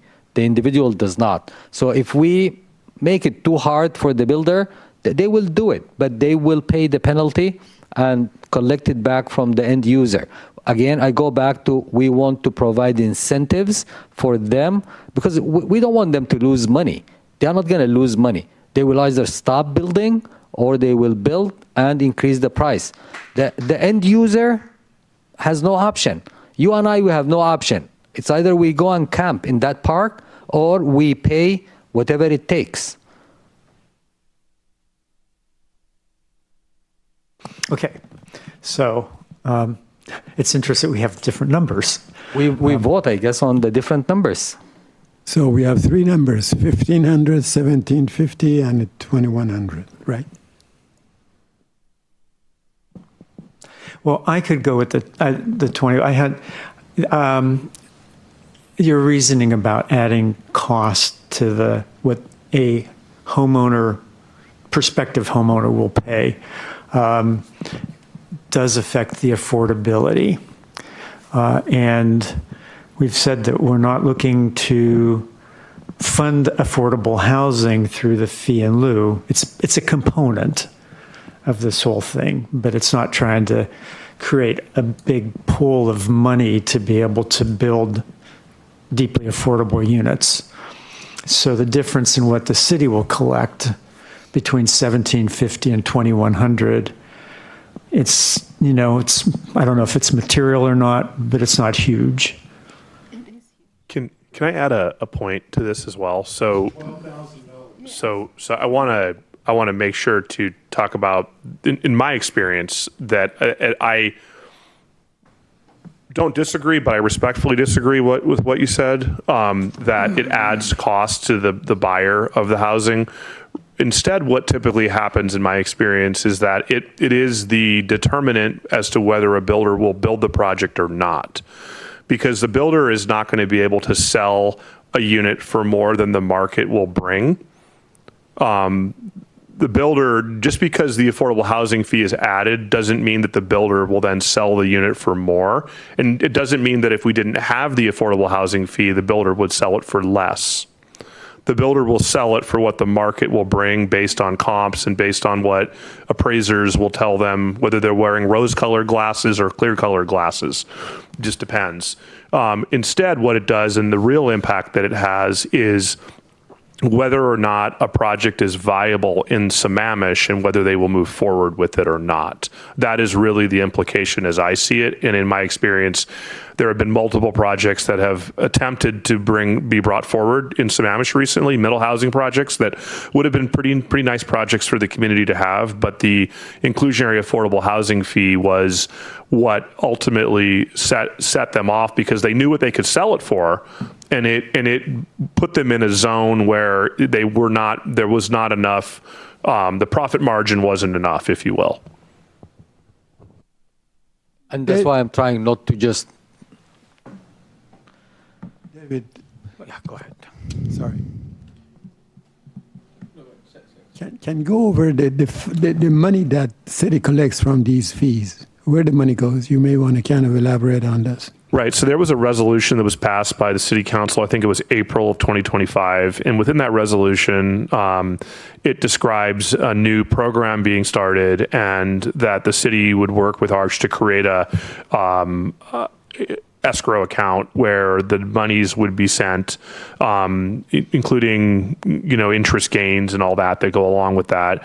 So what happens is on a monthly basis, we look at our ledgers and see what monies we've collected, and we transmit those monies to Arch, which is held in an account.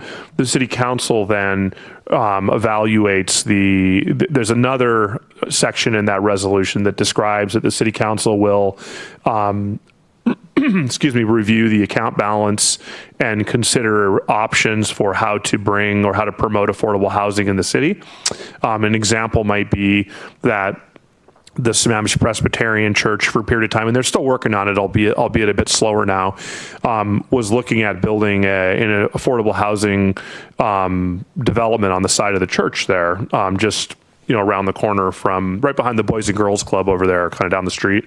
And they were looking at bringing in some Arch Housing Trust Fund dollars, not the city's inclusionary affordable housing dollars, but separate, looking at trying to bring in some housing philanthropy dollars from Amazon, which there is quite a bit of money available from Amazon right now, and looking at trying to get some state housing trust fund dollars as well. And that in addition to that in order to be an attractive recipient of grant dollars, whether it be from the Arch Housing Trust Fund, housing philanthropists, or from the State Housing Trust Fund and others. There's a couple other. There's another state program that if you have a local contribution, Matching fund. not necessarily matching. You could call it matching, but even if it's much lower.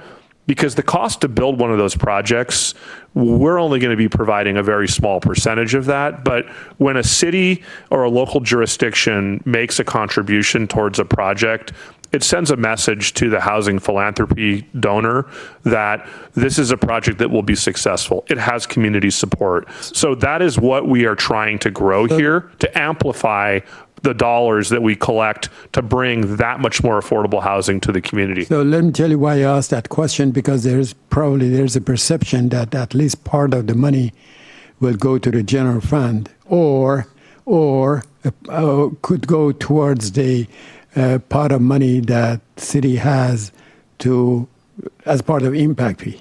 So it is not. All the money that you're collecting from developer or from the individuals that they do remodeling and all that would stay in a separate fund that would be available for affordable housing. Is that right? Absolutely. And with this, we are going to be proposing, wherever you land on this, that it be retroactive back to the beginning of the program, because we would like to make sure that anybody who might have participated in payment is made whole by readjusting back and getting a refund for those dollars. So I have seen the basically the balance sheets, if you will, and it is absolutely held in a completely separate account than anything else. Can you share some numbers with us in the last few years? $150,000 is currently in the account. Over how long? Over since the program began in, I think, is April of 2025. Since you brought up that Sammamish Presbyterian Church example, I just want to ask one question or clarification. These fees, and we're talking about if it's new construction, but if the construction is not done by a builder, but done by an NGO or nonprofit like Habitat for Humanity or something, does this still apply in that case also? It does not apply. There's another exemption in here for affordable housing units. So I think there's another page to this, but it's affordable housing units that are 80% AMI and below are not, that doesn't apply to them. So if you built a project of like 8 affordable housing units, you don't have to pay the fee in lieu. That's right. So you don't pay. Okay, perfect. Just want to make sure. Yeah, thank you. Because you're already accomplishing the purpose of the fee. Okay, so we should try to wrap this up. We've got, as I had summarized, we have 1,500, 1,750, and 2,100. I think we all agree that this should be for the leftmost, where the multiple units. So that's an easy part. Can I add one more question related to this? Can we talk about number C, garage conversion? We didn't really talk about this. We should come to that. Let's nail That's this a part first of one. it. Is the 1750 would include a garage conversion or not? It wouldn't, because it's for multiplication development So units. it is a time to talk about it. I thought it felt separate as really a very separate. Totally separate? A remodel. I see, okay. Yeah. Okay, You wouldn't have anything to convert if you're. You're right. So, Unless you just had a garage sitting there, I guess, yes. I don't think so. I guess that's possible, but, all right. So, I don't know the best way to try to resolve the 500-600 square foot difference. Hisham, you've made some pretty strong arguments. Sudha, you're on the 1,500 side. Make your point about that and why that's important. I'm going to make it as more personal because I agree with Commissioner Hisham about not penalizing individual homeowners, definitely. But when it comes to, we're encouraging people to build smaller homes. And in California, 1750 is a big house. So it's all a perspective. And Paul knows that he's been talking to my neighbors who are ready to retire. They're like, I don't need a 2,000 square feet. This is what I hear from them. So I'm talking from their perspective, older generation saying, I'm good with 1,500 if I can retire and stay in Sammamish. That helps me. With that perspective, I'm saying it's 1,500, yeah.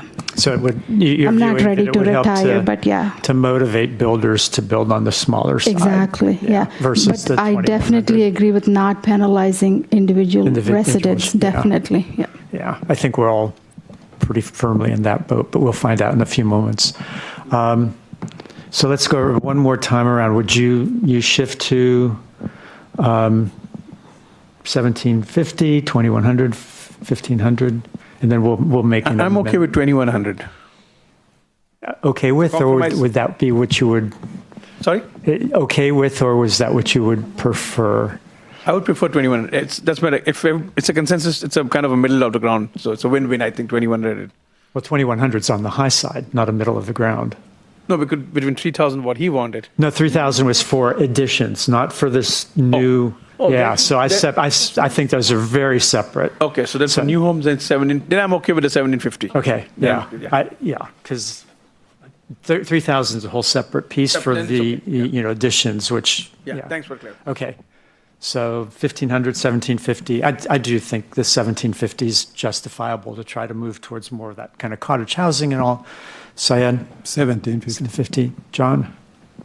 1750. Okay. So then we should, and Hisham, you've made great arguments, but we're close. You're gonna win in the second round. Well, there's still the 3,000 that's coming up, so. That's what the market is saying, and you would just sell them for more. And we might be back here in 6 months changing it to 2,500. Well, and really, when it comes down to it, with inflation and all, the fact that they can make it pencil out at 1750 now was not going to be. It could be better or worse in the future. So we should make an amendment to the motion. The motion was for this whole piece. An amendment would be for 2110 100A to do one piece because it has 1750, right, which was part of the motion. And that would be to adjust the wording to whatever your magic wording was, David, about multiples. Development of multiple units, including short plats, middle housing unit lot divisions, middle housing condominiums, and projects of that nature. Okay, so that would be our amendment.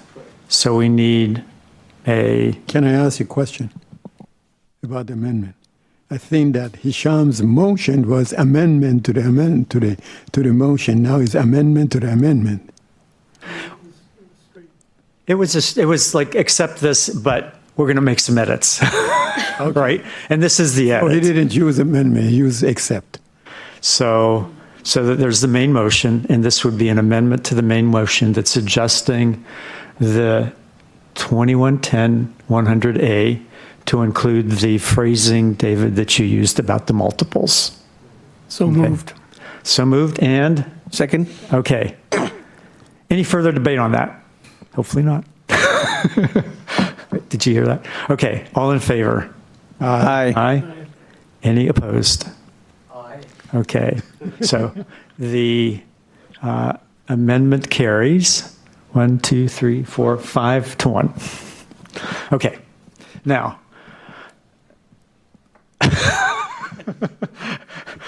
Deep breath. So the next part, the next one that I think is relatively easy, I don't know about relatively easy, but it's been defined, is where there's an addition. Homeowners are putting in an addition. So this was David, I think your third one over, right? Right. So it would be the addition. So you could redraft D to include all three of the other categories, and it would be new construction of single units on existing lots. It would be additions to existing homes where and tear down and addition to existing homes where the total floor area does not exceed 3,000 square feet.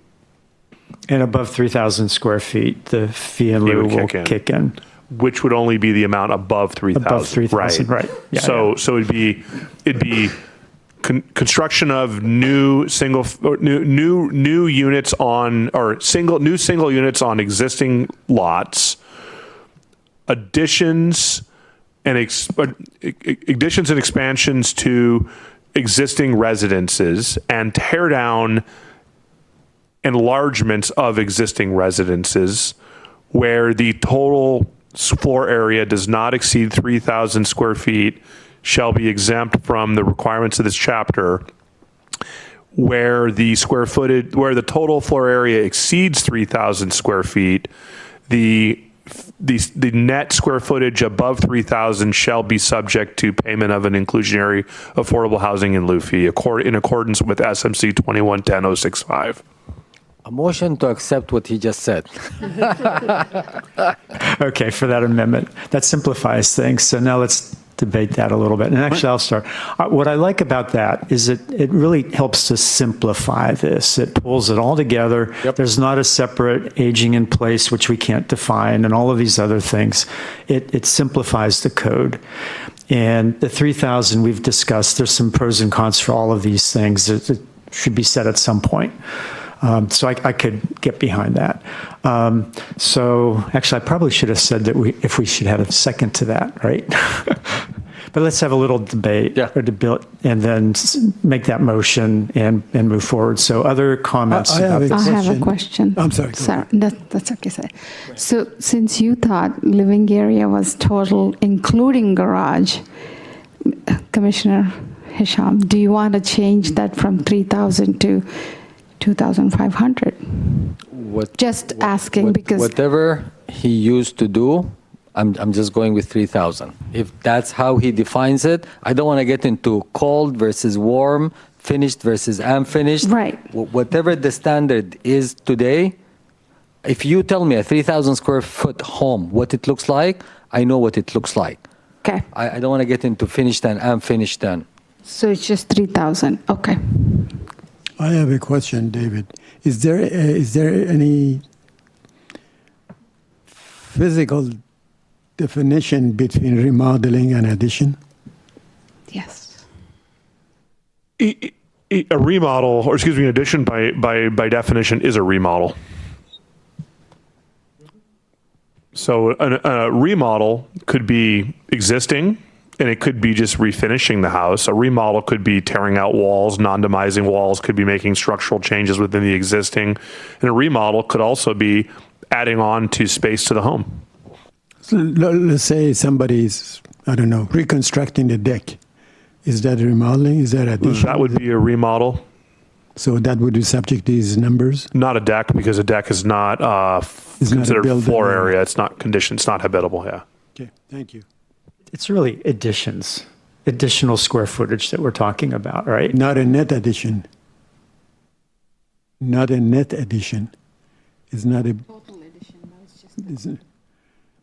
I think that for the, if you want to get it technical, it has to be basically a covered area, roof, windows, and all that, right? What is?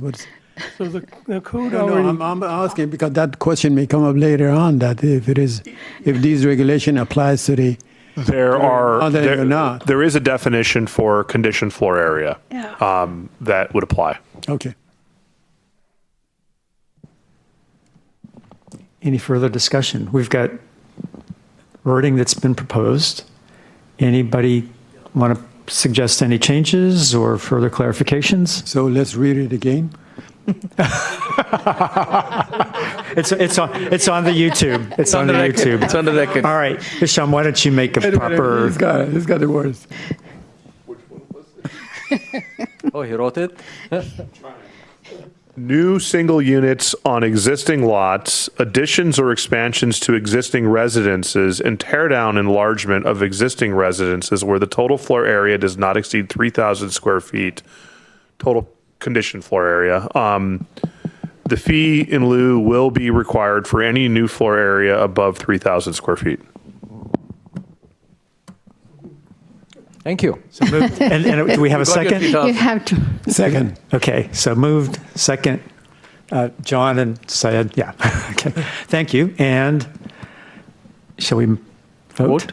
All right, all in favor? Aye. Aye. Any opposed? All right, motion carries, or the amendment carries, yeah. One more. All right, The easy one. Yeah, The there's easy one. one. What's the easy one? Sorry. It's the comp plan amendment.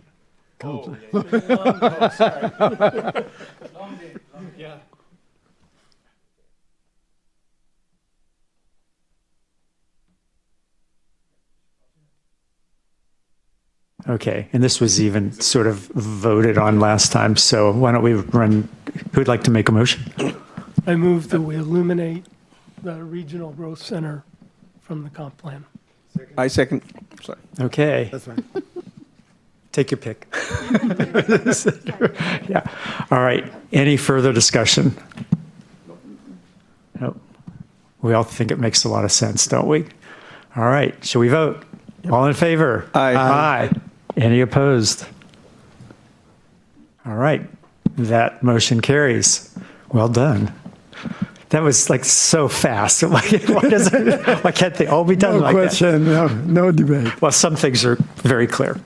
Mr. All Chairman, right. I want to kind of talk about the item that Mary brought up as far as fire hydrant and all that. Is that a time to talk about it and take maybe have some discussions and get a staff opinion on how we can proceed with that? We've got a few minutes. So what would be that we don't have anything to, Is that a code issue to begin with? It's not a zoning code My issue. understanding is It's not not a a land code use issue, it's an issue. interpretation of the code. That's what it is. It's multi-layered, and it all depends on signage, enforcement, programs, and basically, if the city was to begin a program whereby we were working with Eastside Fire to go around neighborhood by neighborhood to all of the many private streets and private neighborhoods in the city, and we were to do an inventory of all of the fire hydrants and all of the fire lanes, and if all of them were to be restriped and were to be enforced, it would be a significant parking program that the city would have to start, because we would then be required, when somebody wanted to report a violation of the parking lane restriction, whether it's a fire lane or a fire hydrant, then they would have to call police. The vehicle would have to be ticketed, and depending on how the parking program would work, it would result in the vehicle ultimately being towed, and the city would have to then have an impound lot and would have to have a process by which the impound could be appealed. We'd have to have a court where the appeal could be heard. All of those things go along with that type of program. It's inherently complex, and these are conditions all around the city, whether it's the East Lake Sammamish Trail and the shore lanes along the trail down there, whether it's in Inglewood or Tamarack, or mostly Tamarack in that case, where any of the thousands of little plats and short plats around the city where there are private lanes. In the case that was called out by Mary, we did visit the property, that exact location, with Eastside Fire, with the fire marshal. And the fire marshal indicated for both of the obstructions that it is not a problem for them at all to very quickly get through those. The one where there is a gate and a post next to the fire hydrant, they indicated that they could either open the gate and quickly access the fire hydrant, or they could go around the gate. There's a path next to it, and they could connect the hose without a problem to the fire apparatus. That was their finding from fire. I'm simply conveying what I heard from them. They did highlight that there are many of these situations around the community, and they are used to working with these conditions. They train for it. They drive around the city. They look at these conditions to make sure they are aware of the many scenarios they will encounter, and that they have the equipment on the apparatus to handle it when they do come across those, and that this would be a fairly significant change for the city, because it would result in our having to start a parking management program, which we do not have as a city. It would affect law enforcement, and it would affect quite a few other components to how the city operates.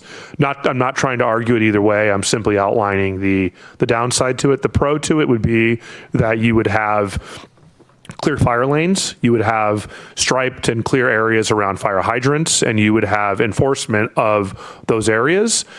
We do have many smaller divisions, newer divisions, where the street has no parking on both sides of the street, and people park there. And that's kind of problematic. We have large homes that have teenagers with multiple vehicles, and they have nowhere to park. So we would then be in a situation where we would be put between neighbors, where one neighbor would be complaining about another neighbor, and it would turn into neighbor disputes, and we would be ultimately adjudicating neighbor disputes through parking enforcement. Okay, couple of questions. Question number one, we do have quite a number of these fire hydrants along the public streets. Most of these, I shouldn't say most of the streets. Some of these streets you have curb and gutter, therefore you can do the striping. But if it is a private street or there is an area that you don't have a curb and gutter, so there's no striping involved. It's just a matter of assigning. This is a matter of the neighborhood getting together and striping their private street. They could put up the signage on their street. They could take measures on their own to do this. The challenge becomes is how do you then enforce that? So, you know, we don't turn this into a sociology experiment. We don't know how people, we know people will react to signage to a certain extent, but when they realize it's not being enforced, they'll just go ahead and do it anyway. I mean, they've already done this down on some of the shore lane drives down on the lake where we have no parking signage. The county put up no parking signage and the residents still park there. And, you know, you have 10 foot of drive aisle and a fire truck's not going to get through there. That becomes a situation where how do you enforce that? And so ultimately it's about the cost of enforcement and whether or not the city wants to take on that type of program. Instead, Eastside Fire trains for it. They are aware of it and they make sure they're prepared to handle it. And have you had that discussion with Mary and get back to her and kind of share that information with her? The conversation I've had with Mary has been a little bit different, more about the ownership of roads in Tamarack and easements and those types of things. I've only been peripherally involved in that conversation. However, we did a bunch of research a while ago about this topic, primarily related to the shore lane drives because of the relationship that we have with the county, and trying to understand how enforcement would work. And it is not an easy topic to determine how to enforce this, because like I said, you end up primarily adjudicating neighbor disputes where one calls on the other. Thank you. Sorry, can I? No, you go ahead, David. This feels like it's something that council would need to direct the fire or police to enforce in some way. And it's not clear to me how it fits into the bylaws of the Planning Commission. Unless there was some direction from council. The only reason that I brought it up because Mary brought it up. No, as a absolutely. public comment. That is the only reason. Right. I mean, I agree, whether this is a forum to discuss or not, but I would disagree with you, David, respectfully on the fact that there's a rule and we don't know how to enforce it. That's why we should not force the rule. That should not be. Public safety should be number one. And if there is rules saying, hey, and I thought, I've lived in the US for almost 30 years now, and I always see if there's a fire hydrant, I don't park there because in my head it is, I cannot park. I'm going to get towed or I'm going to get ticketed. I mean, that's ingrained. When I did my driver's ed, I was told, don't park there. So I think that's kind of the rule that people have. So if there's a fire hydrant and somebody's parking to block it in some way, whatever, 10 feet, 20 feet, whatever that distance is supposed to be, that should be enforced, in my opinion. And it is enforced on public streets. Oh, so this is only about private streets? This is private streets, which is far more challenging. So when you what do you mean by private street versus public? I mean, how do you differentiate that? I mean, I thought all streets, like, even if it's in a subdivision, it's a public street, right? I mean, not necessarily. There are. You know, I'm wildly making up numbers here for the purpose of making a point, but about a third of the streets in the city are private streets. All of the streets in Tamarack, for example, are private streets. Okay. We have many subdivisions in the city that have private streets. Okay, so if there are private streets, that means then there's an HOA or somebody who those owners. So then I think then the owner should be passed to those private owners and say, hey, look, as what Mary said, it's a safety issue. If the fire truck cannot get to you, your area, whatever, because it's your private street, you got to enforce it. Then they need to enforce it, not the public. I mean, I thought it was only about the public. So Tamarack, for example, doesn't have an HOA. It's a large community, and I think the primary, that's where Mary lives. So she has an interest in this. Right. I'm not trying to diminish her concern or her statement. I'm trying to highlight how complex the issue is when dealing with private streets. So I know this issue came up, sorry, I digress a little bit here, but 6 months back, there was an issue with that whole community around Inglewood where they suddenly found out those streets were private and people had a big thing about it. So things like this. So not just with fire hydrants, right?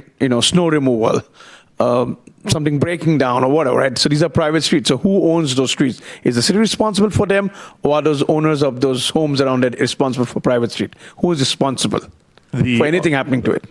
The owners of the private streets. So then the fire hydrant owner should fall onto, like for example, if there was something happening in the road and the road broke up for whatever reason, a tree fell down the road, who's going to clear it up? It would be the homeowners association. So the fire hydrant or should be cleared owners. up the same way. However, with a fire hydrant, we're getting down a rabbit hole here, but it depends, because there are many instances where the water district owns the fire hydrant. Okay. So that kind of makes it. Okay, so we should call the questions on this because we don't have the preparation and such. It is an important matter, but maybe out of our purview. I'm just trying to for find at a least common this sense evening. solution here, not get into It seems simple. Just put a ticket on the car. I think that we should appreciate the information that David shared with us. That I didn't know that there was conversation between the homeowners and the fire folks and all that. So that's good information that he shared with us, and thank you. Our upcoming calendar. I believe it is July 23rd. We will be coming to the commission to have a conversation about the town center, looking at its existing build out, what capacity is left, and trying to work towards defining a problem statement so we can move forward with that project. This code topic will be going in front of the council. These three issues will be going in front of the council July 7th for a work session, and then hopefully for a public hearing on July 21st, so we can get these code changes in place and start working to refund some folks with the affordable feed in lieu program. Question: what is your marching order from the council as far as the town center? We'll find out after we talk with you and then talk with them. We don't know yet. So you're going to share something with us. So can you give us a preview of what you're going to be talking about? We're going to talk of about housing units. We're going to talk about the existing capacity, the remaining capacity, and then we'll work on defining a problem statement that we can use to move forward with the project. We are really interested in what the commission has to say about what you think the problem statement is in the town center. That should be a good meeting. Yeah. And it'll be starting, there'll be additional conversations after that, I'm sure. So. Okay. Well, I'm not sure if I'm going to be here then, because it might be a long meeting. But speaking of long meetings, we're at 8:32. So either we're going to extend or we're going to adjourn. Do we have another item? Anybody opposed to adjourning? I move we adjourn. Second? Second. All in favor? Aye. Aye. All right. We are adjourned. Drive safely.